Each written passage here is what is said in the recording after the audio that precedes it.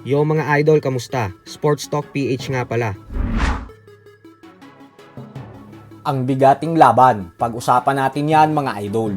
Ngunit bago ang lahat ay huwag kakalimutang mag-subscribe at i-click ang notification bell button for more sports talk. So isang napakalungkot na balita nga po para sa ating mga Pinoy boxing fans. Ito po ay dahil nasilat ang ating pambato na si former WBC Interim Bantamweight World Champion Raymart Gabalio ng dayong Meksikano na si Ken Buntorres. Hindi po natin inaasahan na matatalo sa laban na ito si Gabalio gawa ng heavy underdog ang Meksikanong ito na may 5 ng talo sa kanyang record. Pero laking gulat nga po nating lahat nang pabagsakin ng 3 magkakasunod na beses ni Torres si Gabalio sa loob lamang ng first round. Talagang hilong-hilo na si Gabalio sa sitwasyon na ito. Kaya naman sa pangatlong beses na pagbagsak ni Gabalio ay hindi na nagbilang pa ang referee at bagkus sininto na agad nito ang laban. Bagay naman na tamang desisyon. Gawa nang wala na talaga sa sarili si Gabalio. Nakuha ng Meksikano ang panalo via first round knockout at umabante na ang kanyang record ngayon sa 14 wins with 10 knockouts at 5 talo. Habang si Gabalio naman ay bumagsak sa 27 wins with 22 knockouts at 2 talo.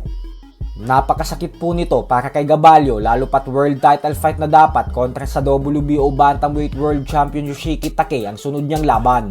Pero ganun pa man nga po ay napakabata pa po ni Gabalio. Sa edad na 27 anyos ay hindi pa huli ang lahat para muling bumangon at makabawi hanggang sa tuluyang makamit ang pangarap na maging isang ganap na world champion sa hinaharap. Sa kabilang banda naman mga idol ay isang magandang balita naman para sa ating lahat. Gawa ng naging matagumpay ang isa pa nating pambato na si former Unified IBF and WBA Super Bantamweight World Champion Marlon Tapales sa naging laban nito kontra sa pambato ng Thailand na si Natapong Jankeu. Tinalo po nito ng walang kahirap-hirap ni Tapales via first round knockout kung saan 3 beses niya itong pinabagsak.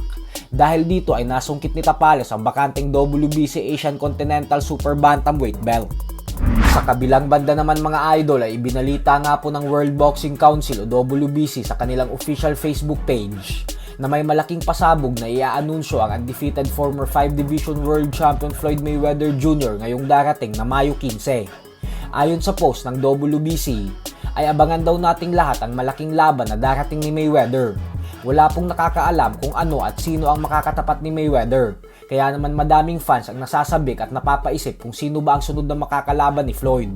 Bukod dyan ay hindi din natin alam kung isang exhibition fight lang ba or professional fight ang iaanunsyo ni Mayweather. Pero ganun pa man nga po ay may mga fans din na nagsususpetsya na ang kanyang alaga na si undefeated 3 Division World Champion knockout artist Gervonta Tank Davis ang sunod niya na makakalaban.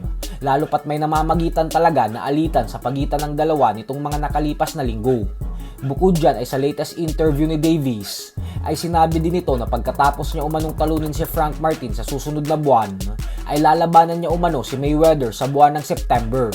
Paliwanag ni Davis na si Mayweather pa din daw ang pinakamahirap na kalaban para sa kanya. Kaya naman abangan na lang po natin ang announcement na gagawin ni Floyd sa May 15. So hanggang dito na lang po muna tayo mga idol. Sports Talk PH